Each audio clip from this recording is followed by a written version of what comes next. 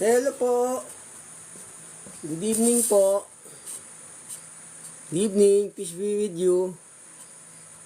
The name of our Lord Jesus Christ, peace be with you. Our topic for tonight is fire from our Lord Jesus Christ. Because our Lord Jesus Christ, all power is under our Lord Jesus Christ.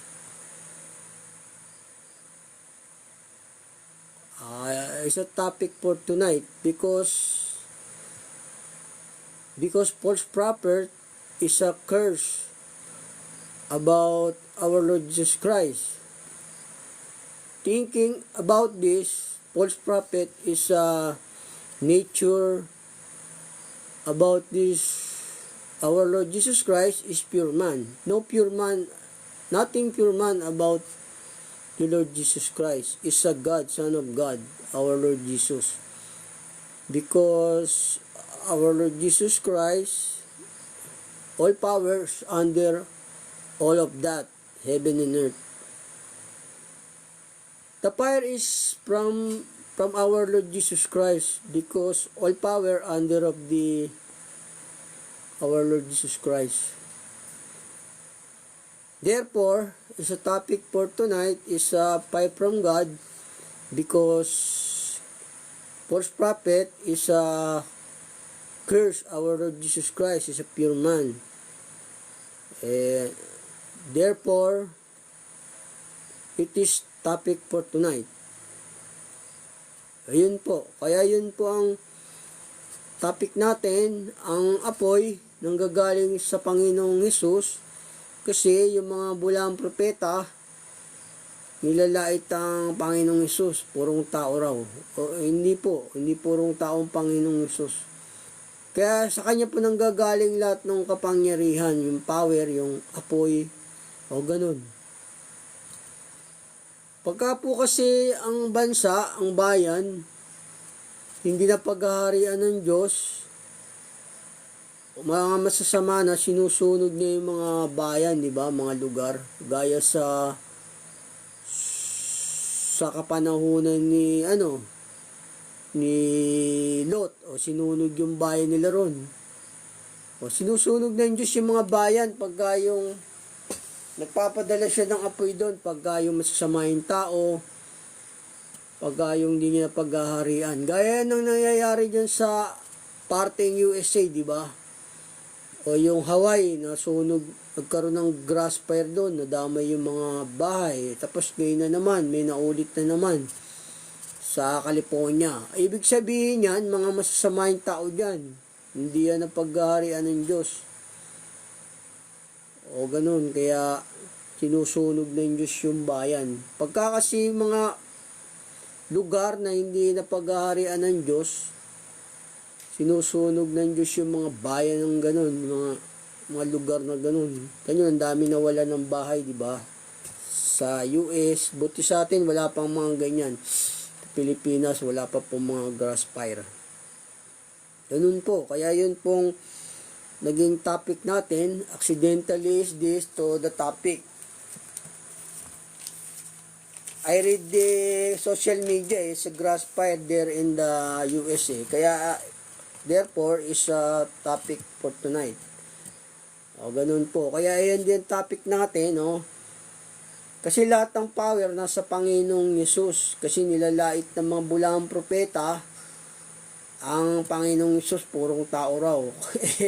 Lahat ng power nanggagaling sa Panginoong Hesus, siya nga yung nagpapababa ng apoy sa langit. O sinusunog yung mga hindi nila niya na pag-aarian na bayan. Ganun po. Hindi po taong Panginoong Hesus po. Kaya yan po ang naging topic natin. Kaya ganun. Pero may lang po to, turo, kasi nga, o ganun, lahat ng power kasi nasa Panginoong Hesus yan, nasa ilalim ng kapangyarihan niya lahat ng power. Kaya, sa kanya nang gagaling po yung mga apoy, ganun, sinusunog ng Diyos yung mga bayan na hindi niya napag-aarian, pagka masasama na yung mga tao ron. Gaya nangyayari sa Amerika, di ba? Masasamang tao siguro nando dun sa Hawaii, saka sa California ngayon eh. Kasi nung araw, sinusunog na ng Panginoong Jesus. Diba sa kanya nga nilalangat lahat ng mga bagay at ukol sa kanya. O nasa kanyang power niyan. Kaya nung kapanahunan ni Lot, diba? O sinunog yung Sodoma. O sinunog. O sa panahon ngayon, sa paghukom, susunugin din tong ating mundo. Ganon. Sa Panginoong Yesus nang gagaling yan, yung apoy. Ito, yung kapanahunan ni Lot, sinunog yung Sodoma kasi masasama na yung tao doon. Siguro mga masasamang tao doon sa Amerika, kaya ganun, sinusunog ng Diyos yung mga lugar doon. Ito, yung sinunog yung bahay yung kapanahonan ni Lot kasi masasama ang tao doon. Ito, basahin ko sa inyo rito. Kaya sinunog ng Diyos yung mga lugar na yun eh. Kasi napakalakas ng daing ng mga tao ron eh. Kaya ito, sabi ng Diyos dito, nung mga masasamang tao na nando doon sa Sodoma, kay sinunog eh. Siguro sa Amerika, masasamang tao, hindi na pag-aarian ng Diyos eh. Pero ang topic natin, yung apoy, nanggagaling po sa Panginoong Yesus yung pagka hindi na pag-aarian, sinusunog niya yung mga lugar na yun. Ito po sabi sa Genesis, nung sinunog yung lugar ng Sodoma, ito po sa Genesis 19:12. At sinabi ng mga lalaki kay Lot, mayroon ka pa ritong kamag-anakan, ang iyong manugang at ang iyong mga anak na lalaki at babae, at ang lahat ng iyong tinatangkilik sa bayan ay ipag-alis mo sa dakong ito, sapagkat aming lilipulin ang dakong ito dahil sa napakalakas ang kanilang sigaw sa harap ng Panginoon. At kami ay sinugo ng Panginoon upang aming lipulin. O yun, nilulipol ng Panginoong Yesus yung mga napapamabay siya ng apoy pagka masasama. O tanyo, ito yung pagkalipol sa Sodoma, sa Gomora, patuloy ko po. At sila ay lumabas at pinagsabihan niya ang kanyang mga manugang na nag-aasawa sa kanyang mga anak na babae. At sinabi, magtindig kayo, magsialis kayo sa dakong ito sapagkat gugunawin ng Panginoon ng bayan. Tatapat ang akala ng kanyang manugang ay nagbibiro siya. At ng umaga-umaga na ay pinagmadali ng mga anghel si Lot na sinasabi, magbangon ka, ipagsama mo ang iyong asawa at ang iyong dalawang anak na babae na narito. Baka pati ikaw ay madamay sa parusa sa bayan. Ayun, pinarusahan ng Diyos yung mga bayan, sinusunog eh. Yan nangyayari sa Amerika, sa Hawaii, tapos sa California na naman. Tatapot siya ay nagluwat at tinawakan ng mga lalaki ang kanyang kamay at ang kamay ng kanyang asawa. At ang kamay ng kanyang dalawang anak na babae, sabag sa kanya ng Panginoon. At siya kanilang ilabas at siya kanilang ilagay sa labas ng bayan. At nangyari, nang sila'y mailabas na nila ay sinabi, itakas mo ang iyong buhay, huwag kang lumingon o huminto man sa buong kapatagan. Tumakas ka hanggang sa dakong sa bundok. Hanggang sa bundok, baka ikaw ay mamatay. At sinabi sa kanila ni Lot, huwag kanyang Panginoon ko, narito ngayon ang lingkod mo ay nakasumpong ng biyaya sa iyong paningin. At pinalaki mo ang iyong awang ipinakita sa akin sa pagliligtas ng aking buhay. At ako'y di makatatakas sa bundok, baka ako'y abutan ng sama at ako'y mamatay. Narito ang bayang ito ay malapit takasan at maliit. O tulutan mong tumakas ako roon. Di baga iyo ay maliit at mabubuhay ako? At sinabi sa kanya, narito sa bagay ng ito ay pinayagan din kita na hindi ko gunawin ng bayang ito. Ang bayang iyong silita, magmadali kang tumakas roon sapagkat wala akong magagawa hanggang sa dumating ka doon. Kaya't ang pangalang tinawag sa bayang iyon ay Suwar. Ang araw ay nakalitaw sa lupa. Nang dumating si Lot sa Suwar, nang magkagayon, nagpaulan ng Panginoon sa Sodoma at Gomora ng asupre at apoy mula sa Panginoon buwat sa langit. O yung ginunaw niya ang mga bayang yaon at ang buong kapatagan at ang lahat ng nanganan sa bayang yaon. at tumutubo sa lupang iyon. Datapot ang asawa ni Lot ay lumingon at sa likuran si Lot at naging haliging asin. Ayun, nagpababa ang Diyos ng apoy rito, sabi, sinunog yung bayan nila. Ganyan po yung nangyayari sa Amerika ngayon na nagkakaroon ng ano doon, hindi lang nila nakikita yung apoy. Mga masasama na siguro ng tao rin, hindi na pag-aarian ng Diyos. Mga ibang pananampalataya, gano'n. Di ba, nung nakaraan sa Hawaii, tapos ngayon naman sa sa California, di ba? Ito, sabi rito, basahin ko sa inyo muli. Nang araw na nakalitaw sa lupa nang dumating si Lot sa Suwar. Nang pagkagayon, nagpaulan ng Panginoon sa Sodoma ng Gomora ng asupre at apoy mula sa Panginoon, buwat sa langit. O yun, buwat sa Panginoon. Yung Panginoong Isus yun, kasi nasa kanya yung kapamalaan ng langit at lupa. O nung muna pa naman kasi, binigay na sa kanya yung langit at lupa, di ba? O siya yung nagpapababa ng apoy sa langit. Para supukin yung kanyang mga kaaway. Kasi nga, mga hindi na pag-aarian ng Diyos. Pagka hindi kasi na pag-aarian ng Diyos, yung bayan na yun, sinusunog niya. Ganun. Sinusunog niya yung mga bansa, bayan. Gaya nung, di ba, ito, sabi. O dito naman po sabi rito, no. Kasi itong si Elias na to, si Elias, di ba, yung nagkatawang tao si Elias, no. Ang Panginoon ni Elias, yung Panginoong Isus na. Siya yun eh. Sabi nga magpapauna ka sa Panginoon para ipaganda ang kanyang daan. Kaya yung sa Panginoong Isus, nanggagaling po yung apoy, sabi rito. Dito po sa Lucas. Dito po sa Lucas, Kasi sa Panginoong Isus nanggagaling yung apoy eh. Kasi nung magpapauna nga si Elias sa Panginoon, di ba? Para ipaganda ang daan ng Panginoon. Ito sabi sa Lucas 1:76 hanggang ito po sa 1:76 ng Lucas. O ikaw, sanggol, tatawagin kang propeta ng kataas-taasan, sapagkat magpapauna ka sa una ng mukha ng Panginoon upang hihanda ang kanyang mga daan. Ito po si Elias na pinagkatawan tao ng Panginoong Diyos sa pamagitan ni Juan. O yun, siya na yung nagpapauna doon nagpauna na si Juan. Unang sinugo si Juan, tapos pinaganda niya ng daan yung Panginoon. Kaya yung apoy nanggagaling po yun sa Diyos, sa Panginoong Yesus. Gaya rito, siya na yun yung gaya sabi rito sa Lucas, no? Ito yung unang verse ng hula sa Malakyas, gaya ng sa may Lucas, dito po sa Lucas 3:1. Narito aking sinusugo ang aking sugo, at siya'y maghahanda ng daan sa harap ko, at ang Panginoon na iyong hinahanap ay biglang paroroon sa kanyang templo, at ang sugo ng tipan na iyong kiniligayahan. Narito siya'y dumarating, sabi ng Panginoon ng mga hukbo. O yun yung si Elias, pinagkatawan tao ng Diyos yun sa kapamagitan ni Juan.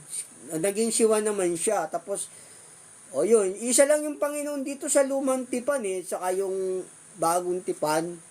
Gaya yung sinabi dun sa Lucas. Doon po yung gagaling yung apoy sa Panginoong Diyos, sa Panginoong Yesus, ganun.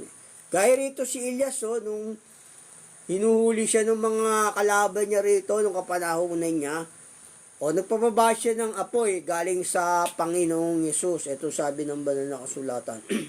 Dito po sa ikalawang hari, 1:9, na magkagayon nagsugo ang hari sa kanya ng isang punong kawal na 50 na kasama ang kanyang 50. At inihahon niya siya at narito, siya'y nakaupo sa taluktok ng burol at siya'y nagsalita sa kanya.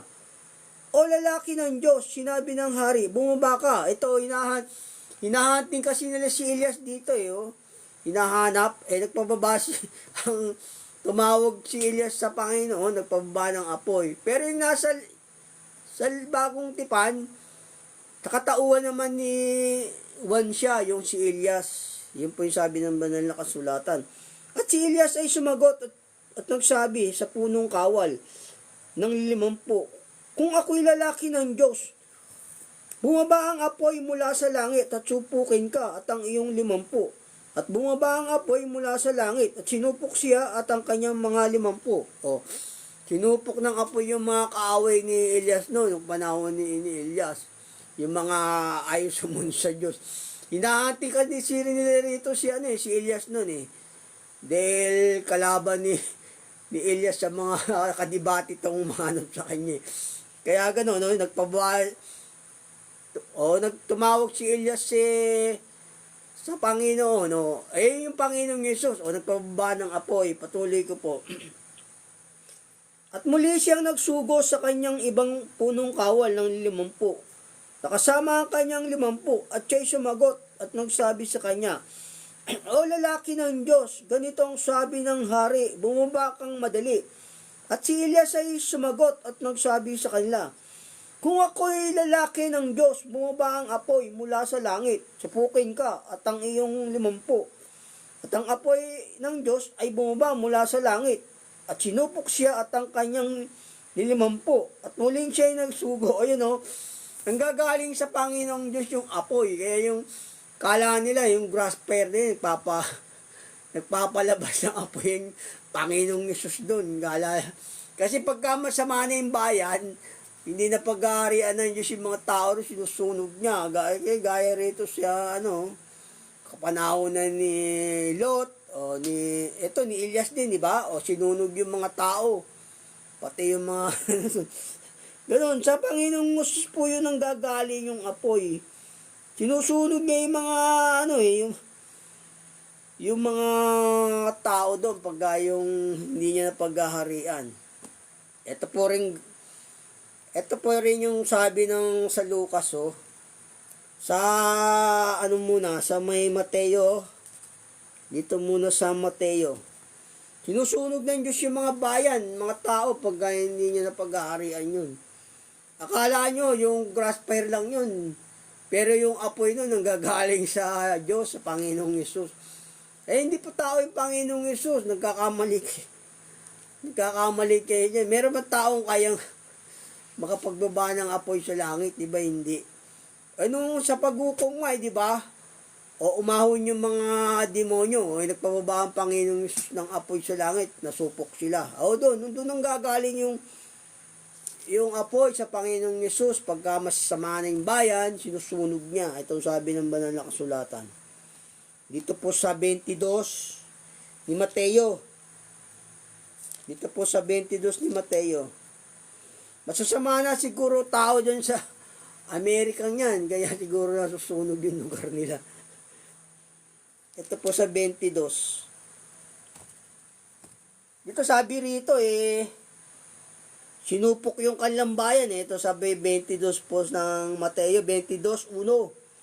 At sumagot si Jesus, muling pinagsasalitaan sila sa mga talingangga na sinasabi, tulad ng kaharian ng langit, ang isang hari naghanda ng piging ng kasalan ng kanyang anak na lalaki. At sinugo ang kanyang mga alipin upang tawagin ang mga inanyayahan sa piging ng kasalan. At siya ayaw magsidalo. Muli nagsugo siya sa ibang mga alipin na sinasabi, sabihin ninyo sa mga inanyayahan, narito, inihanda ko na ang aking piging, pinatay ko ang aking mga baka at mga hayop na matataba, at ang lahat ng mga bagay na handa na magsiparito kayo sa piging ng kasalan. Datapat, hindi pinansin at sila ay nagsiyaon sa kailang lakad. Hindi sila, inaanyayahan sila Kumbaga, tinatawag sila sa kaharian ng Diyos yung mga aral, hindi sila sumunod, sinupok sila. Datapat hindi pinansin at sila ay nagsiyaon sa kanilang lakad. Ang isa'y sa kanyang sariling bukid, ang isa'y sa kanyang mga kalakal. At tinawakan ng mga iba ang kanyang mga alipin at sila'y dinuwagi at pinagpapatay. Pinagpapatay yung mga propetang mga ngaral Ito, tapos patuloy ko, no? Datapot ang hari ay nagalit at sinugo ang kanyang mga hukbo. At pinuksa ang mga mamatay taong yaon at sinunog ang kanilang bayan. O, sinunog yung kanilang bayan eh. Dahil ayaw nilang makinig sa mga nangangaral ng salita ng Diyos eh. Kasi yung piging ng kasalan, ano po yun? Talinghaga yun para sa pangangaral ng salita ng Diyos. Eh, ayaw nilang magsidalo, no? Tapos pinuksa pa yung mga propeta, o nagalit yung hari sa talinghagang ito. O sinunog ang kanilang bayan, sabi rito. Yun, yung Panginoong Yesus po yun, yung sumusunog ng bayan. Babasahin ko sa inyo mamaya. O yun, no? Kasi yung talinghaga ng kasalan ng piging, ibig sabihin, no, kung may nangangaral ng salita ng Diyos, huwag kayong tatanggi, o kasi yun yung kaharian ng Diyos eh. Kasi ito, nagsugo yung Diyos eh, tinanggi ng mga tao eh. Tapos, pinatay pa yung sinugo ng Panginoon eh. Anong nangyari? O, sinunog yung kanilang bayan. Baka nangyayari doon sa ibang bansa, sa Amerika. Tinatanggi yung aral ng Diyos, kaya nasusunog sila ron eh, di ba? Ganon. Ito, basahin ko sa inyong muli rito. Ito po sa Mateo 22, 1 hanggang 7. At sumagot si Jesus at muling pinagsasalitaan sila sa mga talinghaga na sinasabi, tulad ng kaharian ng langit, sa isang hari na naghanda ng piging ng kasalan ng kanyang anak na lalaki at sinugo ang kanyang mga alipin upang tawagin ang mga inanyayahan sa piging ng kasalan. At sila'y ayaw magsidalo. Ayun, ayaw nila magsidalo siguro sa mga aral ng Diyos eh, kaya nasusunog yung bahay nila doon eh. Di ba? Ayaw nila makinig eh. Kaya nasusunog siguro. Oh. Ganito po yung talinghaga ng Diyos. Pagka yung ayaw makinig ng bayan, sinusunog niya. Ayun o. Patuloy ko po. Muling nagsugo siya sa ibang mga alipin na sinasabi, sabihin ninyo sa mga inanyayahan, narito, inihanda ko na ang aking piging at pinitay ko ang aking mga baka at ang mga hayop na matataba at ang lahat ng mga bagay na handa na magsiparito kayo sa piging ng kasalan. Datapat hindi nila pinansin at sila'y nagsiyaon sa kailang lakad. Ang isa'y sa kanyang sariling bukid, ang isa'y sa kanyang mga kalakal. O no? Siguro busy yung mga tao ron sa Amerika, no? Ayaw nilang makinig sa mga aral ng Diyos. Busy siguro. Parang ganito to, oh. Busy mga tao rito sa Mateo na to, eh. Ayaw nilang makinig sa salita ng Diyos, eh. Kaya ang talinghagang to, sinunog yung bayan dito. Baka ganun nangyayari sa ibang bansa. At patuloy ko po. At tinawakan ng iba ang kanyang mga alipin at sila'y dinawagi. At pinagpapatay, oh. Pinagpapatay pa yung mga propeta rito, oh, ng Diyos, o hanggang sa sinunog sila.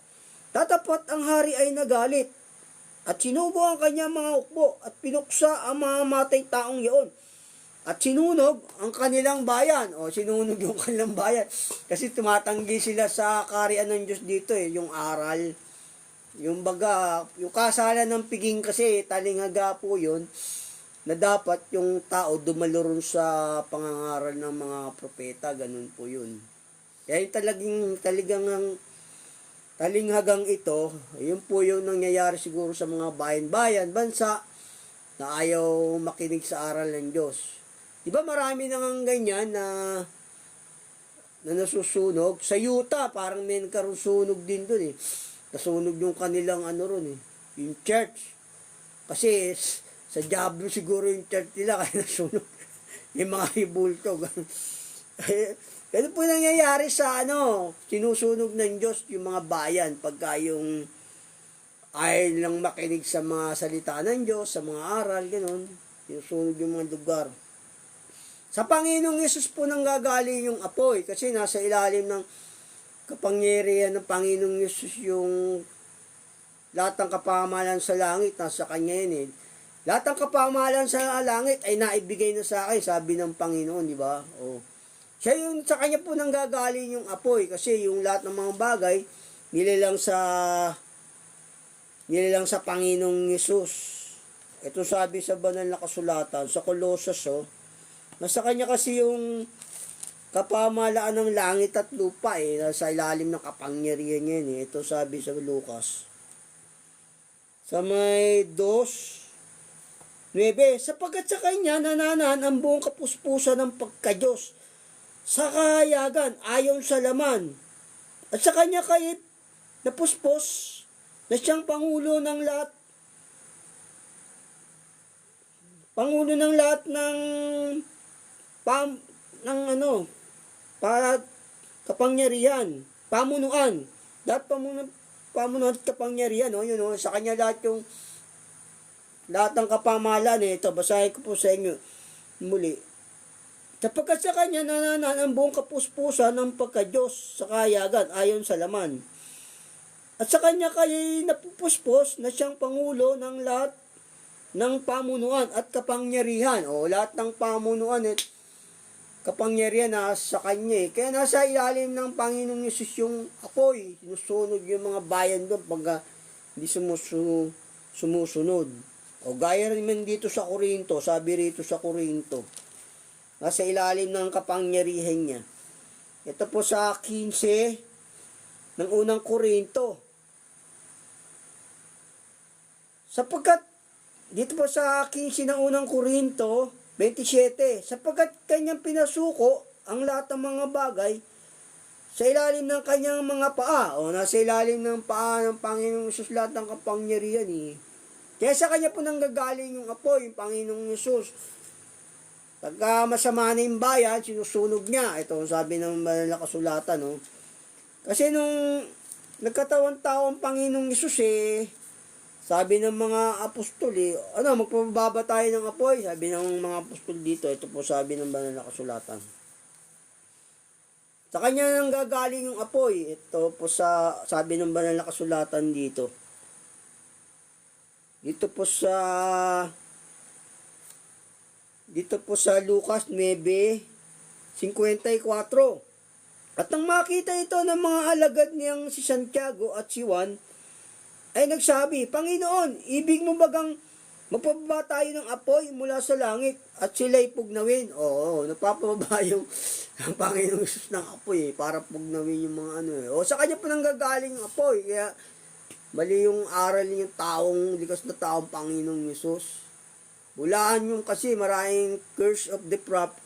Marami po kasing false of the prophet to curse our Lord Jesus Christ. Therefore, it is a topic for tonight because many false prophet. Ganun. Our Lord Jesus Christ is not pure man. Is a son of God, like God to the Father. Ganun. Kaisang Diyos siya ng Ama. Sabi niya, ako tanga may isa. Ganun. Sa kanya nang gagaling yung apoy. Ganun kaya itong naging topic din natin para magkaroon ng glory ang ating Panginoong Yesus, magkaroon siya ng kaluwalhatian. Kasi sa kanya nang gagaling yung apoy Gaya naman ang sinabi ng Panginoong Yesus, di ba? Hindi dahil siya ipinanganak ng bulag sabi niya sa mga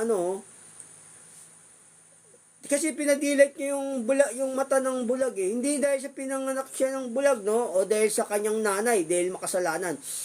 Kundi para mahayag ang kapangyarihan ng Diyos. Binigyan niya rin ng kapurihan yung Ama Nagpadilat siya ng mata, di ba, nung bulag. Para mahayag din yung kapangyarihan ng Diyos. Ito rin ang naging aral natin. Para mahayag din yung power ng Panginoong Yesus na hindi siya tao, sa kanya nanggagaling yung apoy. Para magkaroon siya ng glory. Kaya ito po yung naging topic natin. Ito, basahin ko sa inyo muli. Dito sa Lucas 9. Kasi hindi naman tao yun apoy manggagaling sa langit, siya nagpapababa, tas tao. Bulaan po yung mga taong prophet. Ito po sa Lucas 9:54. At nang makita ito ng mga alagad niyang si Santiago at si Juan, ay nagsabi, Panginoon, ibig mo bagang magpababa tayo ng apoy mula sa langit at sila'y pugnawin? Ito yung pupugnawin ng Panginoon. Yun nangyayari sa Amerika, gano'n, sa Utah, sa Hawaii, sa California ngayon, di ba, nung Webes. Kasi nga siguro, hindi na pag-aarian ng Diyos yung mga tao doon, busy sila ron, busy for the work, ganun. puro sila panglaman, kaya sinusunog sila ng Diyos doon. Sa Panginoong Hesus nang gagaling yung apoy, siya, kaya hindi po tao yun. Ito, sabi rito sa Lucas din, no? Ito, basahin ko rito sa Lucas, no? Kasi ito yung before end of the world, di ba? O, dito, nagpababa siya ng apoy. Ito yung before end of the Satan, nagpababa rin ng Panginoong Hesus ng apoy rito. Dito, sabi ng banal na kasulatan, no? Dito po sa Apokalipsis 20, patuloy. 1 hanggang 9. At nakita ko ang isang anghel na naog mula sa langit, na may susi ng kalaliman at isang malaking tanikala sa kanyang kamay.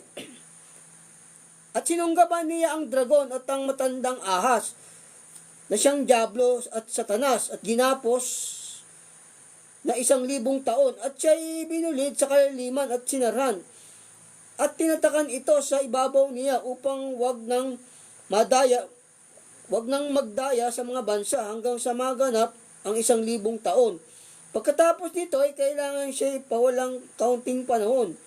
At nakita ko ang luklukan at ang mga nagsisiluklok sa mga ito, at sila ay pinagkaloban ng paghatol. At nakita ko ang mga kaluluwa ng mga pinugutan ng ulo dahil sa patutuo ni Jesus, dahil sa salita ng Diyos. At ang mga hindi sumamba sa hayop o sa kanyang larawan man, at hindi tumanggap ng tanda sa kanyang noo at sa kanyang kamay. At sila ay nangabuhay at nagsipagharing kasama ni Kristo sa loob ng 1,000 taon. At ang mga iba sa mga patay ay hindi nangabuhay hanggang sa maganap ang 1,000 taon. Ito ang unang pagkabuhay ng muli. Napalad at banal ang makakalakip sa unang pagkabuhay. Unang pagkabuhay ng muli. Sa mga ito'y walang kapangyarihan ang ikalawang kamatayan, kundi sila'y magiging mga sordote ng Diyos at ni Kristo at maghaharing kasama niya sa loob ng 1,000 taon. At kung maganap na ang 1,000 taon, si Satanas ay kakalagan sa kanyang bilangguan at lalabas upang dumaya sa mga bansa na nasa 4 sulok ng lupa, sa Gog at sa Magog, upang tipunin sila sa pagbabaka. At ang bilang nila ay gaya ng buhangin sa dagat. At nagsipan manik sila sa kalaparan ng lupa, at kinubkob ang kampamento ng mga banal at ang bayang iniibig. At bumaba ang apoy mula sa langit, at sila'y nasupok. O, tanyo, nasupok ka. O, ang Panginoong Hesus yung nagpababa ng apoy, yung ito before end of Satan and the world. O, nagpababa ang Diyos ng apoy dito. Pero yung Panginoong Hesus yun, kasi kasama niyo yung mga banal dito para mag-hari, di ba? Sabi rito sa verse na to sa Apokalipsis 20 hanggang 9. O, siya yung nagpababa ng apoy dito. O, basahin ko sa inyong muli. At dito sa 8 na lang, ay 7. At kung maganap na ang 1,000 taon, si Satanas ay kakalagan sa kanyang bilangguan. At lalabas upang dumaya sa mga bansa na sa 4 na sulok ng lupa, sa Gog at sa Magog, upang tipunin sila sa pagbabaka. At ang bilang nila ay gaya ng buhangin sa dagat. At nagsipamanik sila sa kalaparan ng lupa at kinubkob ang kampamento ng mga banal at ang bayang iniibig. At bumaba ang apoy mula sa langit, at sila'y nasupok. O yun o, sinupok ng Panginoong Hesus yung galing sa langit. Kasi kasama ng mga banal, o ang Panginoong Hesus, o yung mga anghel po yun, sinupok. O doon po nang gagaling yung apoy sa Panginoong Hesus. Kaya kung yung bayan nyo hindi na nakakilala sa aral ng Diyos, sinusupok ngayon. Ganon, hinuhukuman na kahit wala pang end of the words. O di ba? Ang dami ng kasi mga naliligaw na sila dyan, busy sila sa sa pansanlibutan hindi na siguro sila nakikinig ng salita ng Diyos. Ganun po, pagka busy na kayo sa ayaw nyo nang kilalanin yung aral ng Diyos, susupukin yung bayan nyo, ganun. Mababasa nyo po yan sa Mateo 22, 1 hanggang 7, ganun. Saka Panginoong Hesus po yun, nanggagaling apoy para magkaroon naman ng kapurihan yung ating Panginoong Hesus. Ito yung mga taong Panginoong Yesus, wala, puro panlalait ang gagawin nila doon. Tapi ng Panginoong Yesus, sabi na tao, likas na tao. Ganun po. Sa kanya nang gagaling yung apoy, oh, yung sumusupok sa ibang bansa ngayon, sa Amerika, Panginoong Yesus po yun. Ayaw nila makinig sa aral ng Diyos. Busy sila sa trabaho, gaya ng nasa Mateo, di ba? Busy sila sa lahat ng mga bagay. O, nagalit yung hari, sinupok yung kanilang bayan. Ganun yung nangyayari sa ibang bansa eh. Nagalit yung hari, sinusupok sila ron eh. O, at saka Panginoong Yesus nang gagaling yung apoy. O, ito, basahin ko sa inyong muli dito, no? Sa Lucas 9:54. At ang makita ito ng mga alagad niyang si Santiago at si Juan ay nagsabi, Panginoon, ibig mo bagang magpaba tayo ng apoy mula sa langit? At sila'y pugnawin. O, at sila'y pugnawin, sabi ng, o, ganon. Ganon po, doon po nang gagaling yung apoy sa Panginoong Yesus kasi nasa ilalim niya ng kapangyarihan niya yung lahat ng mga bagay nilang mag-ama. Ganun po. God bless po. Yan po yung ating paksang natapos. Ang apoy from God, our Lord Jesus Christ. Ganun po. Kasi nasa ilalim niya yung power ng lahat ng mga bagay. Yan po ang ating paksa. Accidentally lang po nangyari dito sa ating pangangaral na ang apoy nang gagaling sa Panginoong Yesus. Para malaman ng mga bayan, bansa, yung mga nakakalimot na dyan, ayaw makinig sa salita ng Diyos, susupukin kayo. Doon nyo po mababase yan sa Mateo 22:1-7. Ganun po. God bless po. Sa mga katulad dun sa Mateo 22:1-7, nakakalimot yung tao, tinatanggihan yung aral ng Diyos doon, di ba? Kinimbitahin sila, ayaw magsidalo lahat. Ganun po nangyayari siguro doon sa mga lugar na yan, kaya nasusupok yung kanilang bayan. God bless. Yun po yung ating topic ng tapos. Fire from our Lord Jesus Christ because all power are under our Lord Jesus. God bless. Ingat. Pangalan ng ating Panginoong Yesus. God bless po. Salamat po sa join nyo.